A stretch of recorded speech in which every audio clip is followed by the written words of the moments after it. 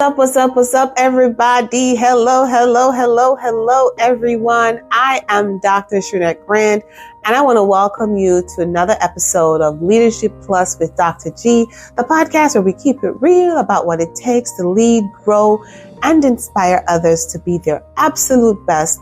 And I get to be your host. Thank you for joining me.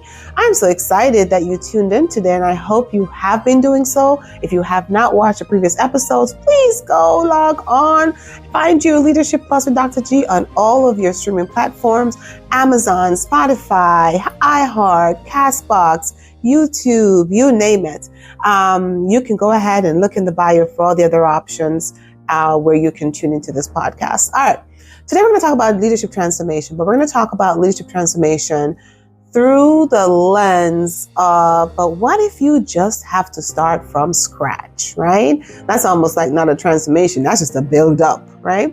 There are times when we inherit the perfect scenarios, the perfect situations.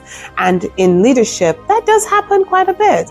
And, the organization is healthy, healthy initiatives, staff is healthy. And all you really have to do is continue to make it fresh and new and exciting. Resurvey your clients, make sure that the organization is staying up to pace with their changing and ever-changing needs, making sure that you are aligning with the needs of the society and the community. 2025 is moving really fast, and all the innovations and all the technologies and everything is moving fast. And sometimes you just have to make sure you're constantly innovating, reimagining to make sure the organization stays successful. On the contrary, in some situations, you get something that is just a hot mess. And now you need to just figure out where to go. Well, today we're going to talk about what if you just have to start from scratch? What if you have to just tear it down and just build from the bottom up, right? Erase the idea, the way the organization has done things and just start all over. Well, that's a real thing. It happens all the time. So in today's episode, we are going to look at this through the lens of a very popular and famous man that if you don't know this name, I want you to Google it, read him up, look him up. He is Howard Schultz, the pioneer beside the amazing Starbucks that we now can't do without, right? So I'll tell you what, as we dive in today, why don't you go ahead and grab your coffee? Wait. How about you go ahead and grab your Starbucks coffee, your tea, or whatever it is that fuels your greatness, and let's dive in. All right. So in 1980s, Howard Schultz, because he had visited Italy quite a bit, and he had seen this model of the coffee shop, right? It was more than just walking in, giving somebody a couple of bucks, getting a cup of coffee, walking out. He had seen this model in Italy, the coffee house, where people consider the coffee house sort of like a hub. It's a place for people to gather, have conversations, for people to work, meet with your friends. He had seen this model in Italy, and he wanted to bring this to the then Starbucks of the 1980s, right? Back then, Starbucks was primarily about selling coffee beans, and they were selling just equipment. That's the funders, the founders had no desire to do anything else. They were okay with what was. It was Starbucks. We sell coffee beans, we sell equipment, and that's what we equipment, and that's what we do, right? Howard Schultz, however, he had a vision. He had this idea that Starbucks could be so much more than just a place where we sell coffee beans and sell equipment. So he approached the owners, the founders at the time of Starbucks, to pitch this idea to them. They wanted nothing to do with it. They had no idea, no interest in innovating. They had no interest in moving, the organization in another direction. They just had no interest, right? While this was very disappointing for him, he still had this vision. He could see it, he could taste it, he could feel it. He knew what Starbucks could be. So I'm going to pause for a second, because lesson number 1 is that transformational leaders, they have a vision. They can see what can be despite what currently is. Are you that leader? Are you that person who's constantly looking ahead, even when it's only in your head at the time? who's constantly looking ahead, who can always see what the state of your organization could be in 5 years if you did this, if the organization moved in this direction, if I could move my employees in this direction. Transformational leaders embrace vision. They can see what could be even when other people can't. Lesson number 1. All right, I digressed. Going back to Schultz and his story. When he pitched the idea to the owners of Starbucks at the time, they had no idea. So what did he do? He went ahead and he created his own coffee shop model, Journale, I believe is what it was called. I may have mispronounced that. He went and formed his own shop. Okay. Lesson number 2. Listen, when you have a good idea and you know it's a good idea, don't let anybody stop you. Just hold on to it, grab onto it. Sometimes you got to step out on your own and go do the do. Okay. Sometimes you've just got to show people that whether or not you think my idea is great, I know my idea is great. So I'm going to take this and I'm going to run with it. So that's what he did. He went and started his company, his own company, right? However, it wasn't Starbucks. He still wanted Starbucks. He wanted to be a part of that Starbucks brand, and he wanted Starbucks to be Starbucks the way he envisioned it. So in 1987, I believe, he returned to Starbucks. And this time he returned merging the company that he had formed, Journale, I'm sure I have that wrong, with Starbucks, right? So now we have the Starbucks that we all have come to know, the Starbucks, well, somewhat, because Starbucks was at the time, still going through transformation, and we'll share a little bit more about that later on, right? So now he is back and he's now merged his company with the Starbucks, right? Sometimes you just got to circle around the block and come back around, right? You see how this works? They rejected his idea, went and started his own, and later on he came back, merged his own with Starbucks. What a powerful lesson of perseverance. What a powerful lesson of transformation. What a powerful lesson of stick-to-itiveness. And what a powerful lesson of vision. Again, he could see what others couldn't see. He saw what Starbucks could be even when others did not see it. All right, remember that. Okay, fast forward. Lots have happened between 87 and 2008. He had left the company, new CEOs, transition in leadership, all of these things. In 2008, when we experienced as a country the economic downturn, you remember that? A lot of people lost their pensions. 2008 was a really rough patch for this country, right? Starbucks was no stranger to that. They were not spared. They experienced the same economic downturn. Customer loyalty was eroded. Individuals did not necessarily see Starbucks for who Starbucks was anymore. Maybe it's because they couldn't afford it anymore, right? Because like I said, the whole country experienced something in 2008, if you remember that. And if you're too young to remember that, go Google 2008 and you'll see what this is all about, right? 2008, instead of shying away from the problems, he returned as CEO of the company.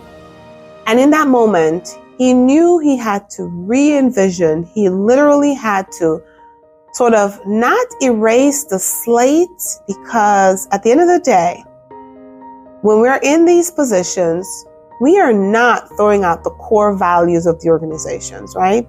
We know what we're here for. This is what we call this is our passion. This is our vision. We know what our mission is. It's about coffee. So he was not there to erase that, but he was there at that moment to erase how they did things. He had to tear that down and rebuild from scratch how they did things.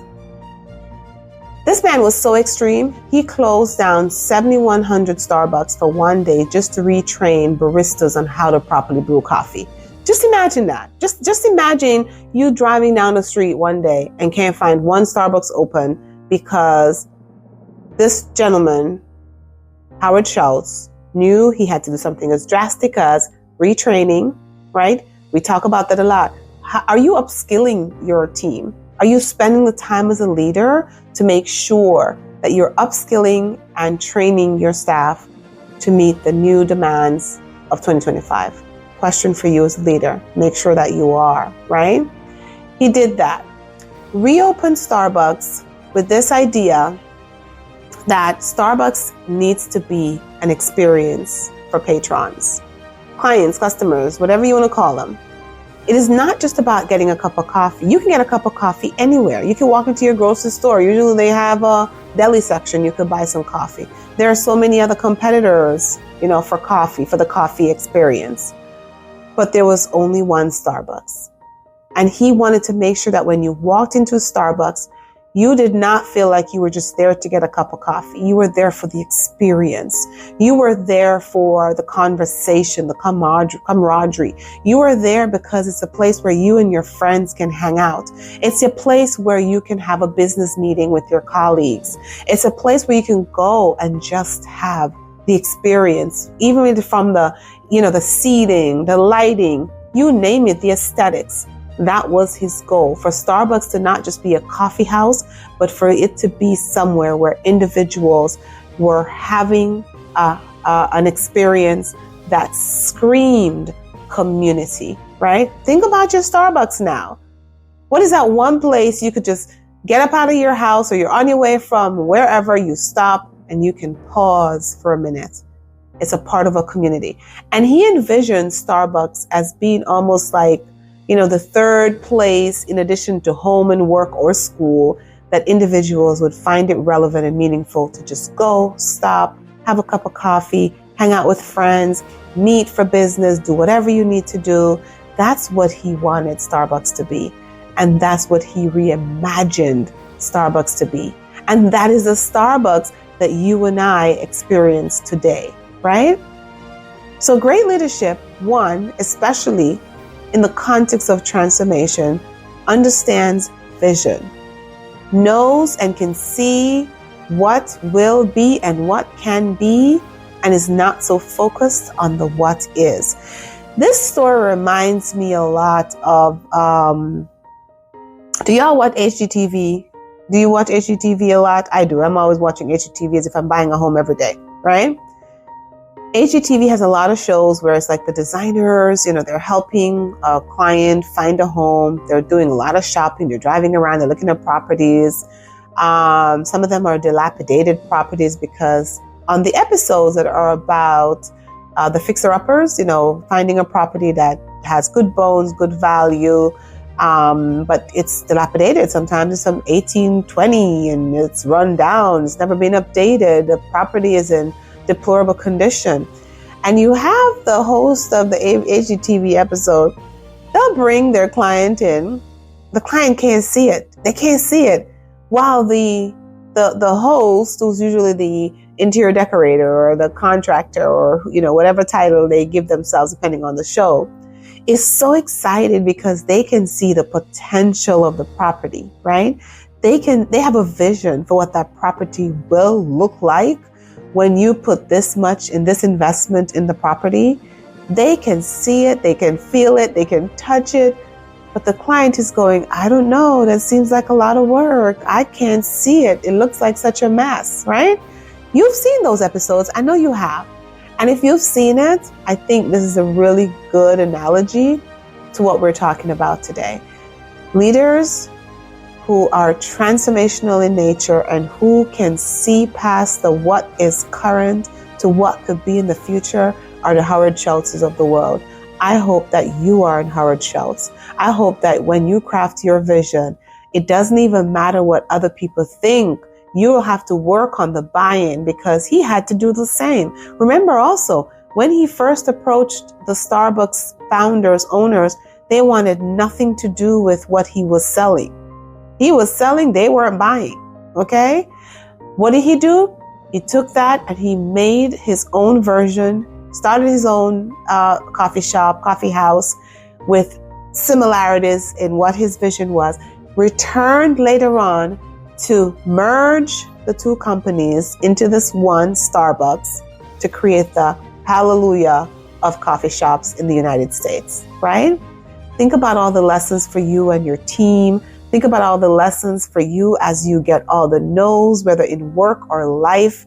And by the way, When he left to go start his own coffee shop, that man received 200 no's, over 200 no's from investors when he tried to start his own coffee shop, until he finally hit that one. All you need is the good one. Remember that. All you need is the good one. Don't let the number of no's ever deter you when you have a vision. And again, fast forward, coming back, he was able to return to Starbucks. Now they could see it. He started to see it merged. Starbucks is one. We have this company that's flourishing. But while the company is flourishing, guess what? Disaster always finds a way. Always. Because 2008 hit.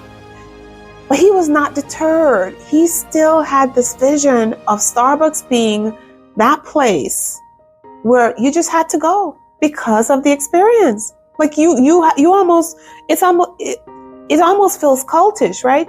I have to go. I go to school or work. I go home. I must go to Starbucks. He envisioned Starbucks as being the third in that triad.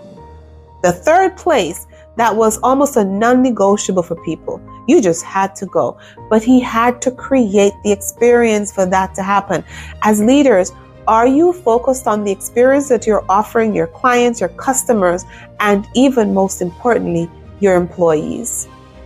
This also reminds me of a recent broadcast I was listening to. I think it was a Trevor Noah show, and he had Simon Sinek on it. Simon Sinek was speaking of being in a hotel. I believe it was the Four Seasons. He said he was ran into a young man at the desk. Of course, just, conversationally, he said to the young man, hey, do you like your job? The young man proceeded to say, I love my job. Of course, he was now intrigued by that level of enthusiasm. So what did he do? He had to move the conversation along. So he said to him, really now? That's pretty strong. Tell me, why do you love your job? The young man proceeded to share with him that he actually has two jobs. He works at two different hotels. At the other hotel, he says his managers there, they never see him. He was almost invisible. All they saw in him was the things he did wrong. It was almost like an I got you. The only time they spoke to him was to correct him or to point out things he didn't do or things he didn't do well. He said at the Four Seasons, the managers saw him. They interacted with him daily. They complimented him. They checked in on him, not just professionally, but personally. It was more of a community.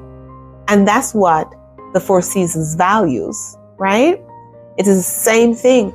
Are you creating environments in your own workplace where your people feel like they want to come? Listen, guys, it's not always about the paycheck or the drive from home. There are people who will drive 1,000,000 miles to go to the same workplace just because of the experience in that workplace. And as a leader, you have a responsibility to be very deliberate about how you're cultivating work environments where your people feel appreciated, feel valued, feel cared for, right? It's up to you to do that. Well, that was also Howard Schultz's vision about Starbucks. People were coming to Starbucks not just for the coffee, but for the experience, right? That was important to him. It was for the experience. So transformational leadership is not necessarily always about erasing the core value of the organization. Starbucks was always about coffee, always about coffee. From the 1980s when it was formed, it was always about coffee. Whether they were just selling coffee beans and equipment or about brewing coffee and all the other things that they do now and creating this experience, it was always about the coffee. So their core mission did not really die. What changed drastically was how they did things. So when we talk about sometimes you just got to start from scratch, that's what he did. But starting from scratch does not mean throwing out the core values of the organization, right? If the organization has a mission, now it doesn't mean that there isn't a time and place to rethink the mission of the organization, right? Sometimes there is. But if that's not really what's on the table, tearing down how you do things, what you do, when you do it, those are all things that you should always constantly be assessing, reassessing, looking at to make sure that you can innovate, renovate, and reimagine your organization so that you can produce great outcomes, right? So with that said, Schultz came back in 2008 because he was ready to tackle this downturn, retrained baristas, was very transparent with his team or with the employees. He was hands-on, all hands on deck, right? Making sure that the organization can move forward. And of course, ta-da, the Starbucks of today was born. And many of us can't even do without it. Okay, wake up in the morning, the first place you want to go is into a Starbucks. So let's just recap real quick some of the very important lessons that emerge from this Howard Schultz sort of narrative, right? 1, transformational leadership. Transformation requires a bold vision. A bold vision. You can't be teetering on the edge. That's not transformation, right? Those are adjustments. That's not transformation. If you really believe that the organization needs a bold new image, bold new way of doing things, then you've got to embrace that transformative mindset and be ready to do bold things. You must look past the immediate challenges, the challenges of being told no, the challenges of not getting funding, the challenges of somebody saying your idea sucks when you know it really is a great idea. You have to focus on the long-term possibilities and where your vision is taking the organization. He did not see Starbucks as just a coffee house or a coffee shop. He saw it as a community, a global community where when you mention Starbucks in the US, it's the same as in China, as in Canada, whatever it is, and the experience is going to be the same. As leaders, if you're embracing this, you must start over sometimes, right? Attitude and this transformational mindset, you must be willing to start over. Sometimes we are so afraid of starting over because we're so concerned about failing that we just never do. And what do we keep doing? The same thing over and over again. And of course, you and I both know what the definition of that is. It is madness. You and I both know that the definition of insanity is that we keep doing the same things over and over again, expecting different results. So whether you're building a team, a business, your own career, just know that sometimes transformation requires a fresh start. Ooh, I know I'm speaking to some people. Sometimes transformation requires a fresh start. Speaking into myself and speaking to some people, it requires a fresh start, and it is not a failure. It is all about thinking about this as a reinvention. All right. Culture is key in transformation. You've got to really work with making sure that the organizational culture is healthy. I go back to the story of the young man who worked in those 2 hotels, right? One had a really healthy culture that valued and celebrated and appreciated their employees. The other did not. And it makes a huge difference. Schultz was intentional about the culture because especially as he took the employees through this change, this transformation, if the culture isn't healthy, if people aren't willing to walk through brick walls for you, then it's not going to happen. So transformational leaders understand that culture drives the results and the intended results that you want for the organization. So I'm just going to ask you today, as we're about to wrap up, I need you to ask yourself, first of all, as a leader, what's your vision?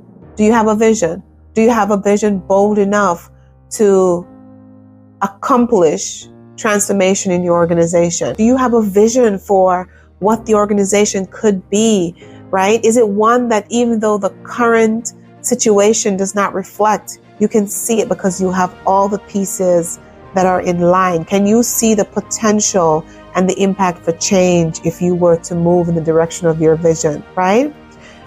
I want you to reflect on your courage. Vision, courage. Are you bold enough? Are you courageous enough to step out and step into waters that have not yet been trodden and tried? Are you, and maybe it has been, maybe not in the context of your organization, because I promise you, there's nothing you're doing that somebody else hasn't done. And this is why I say do the research, right?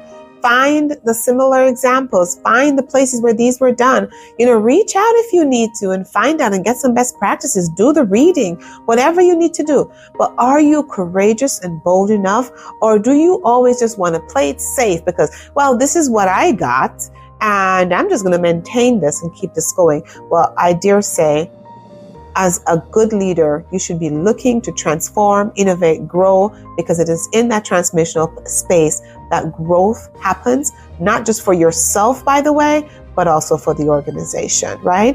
Disrupt the status quo and start first sometimes. Let me say that again. Sometimes you got to disrupt the status quo and start fresh sometimes. So focus on your why. Focus on why you're doing this, your vision. You know where you're going. You have a roadmap. You have an idea. You've plotted out the resources. And resources is not just in money or supplies. It's also in people. Train your people. Upskill your people. Upskill your staff. Don't expect them to do things that they never did in the past without spending the time to make sure they have the know-how, right? I know how to do this.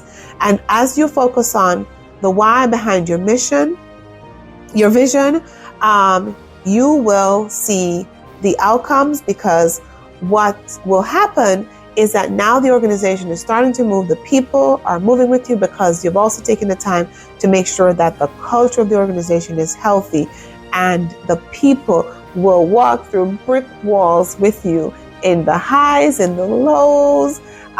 They will stick with you because they know that you have their best interest at heart, and two, they know that your primary goal is to make sure that the organization succeeds. And when the people succeed, the organization succeeds. And when the organization succeeds, the people can be very proud of the work that they're doing, right? So let's just wrap this up. We've always said leadership is not just about having a title, right? I can't say that enough. There are individuals with titles who aren't leaders, and there are also individuals without titles who actually are leaders, right? By definition, who are leaders. Great leadership is about embracing transformation, even when it means starting from scratch. Sometimes you have to start from scratch. And Howard Schultz is a perfect example. His journey shows us as leaders, what we can do, what we can be, and what we can be for the organization. And they are eager and excited about creating the what could be for the organization, right? So again, real quickly, it's just important for you as a leader to embrace transformation. Understand that starting from scratch is not a bad thing, but you must be bold enough. You must have a vision, because you're not going to start from scratch unless you have a true vision about where you're going and you've mapped out that route. It requires a lot of resilience, because you are not going to necessarily convince others or have a win, in the moment, but you've got to stick to it. Stick-to-itiveness is what we call it, right? You've got to stick to it. It's important for you to make sure the culture of your organization is up to par. Make sure that people feel valued and respected and appreciated, because in doing so, they're willing to kind of walk this path with you, right? With that said, I'm going to wrap this up. I hope you got a little bit out of this podcast that you can take and apply to your everyday leadership. If this resonates with you, I want you to like, share, subscribe. I want you to pass it on to a couple of friends, a couple of colleagues. I want you to share it with others who could use this kind of information. And even more importantly, feel free to reach out if you want to explore other options for support of your own organization. Visit www.unorthodoxleadership.org to get more information about how we can support you in your leadership journey. And of course, I look forward to seeing you next time as you tune in to Leadership Plus with Dr. G. Ciao.